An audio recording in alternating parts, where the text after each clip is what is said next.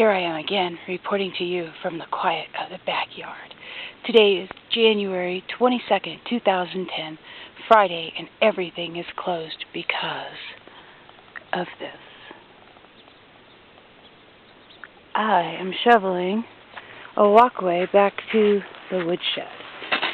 And I gotta tell you that when the snow is wet, it sticks to your shovel, so you get twice the workout.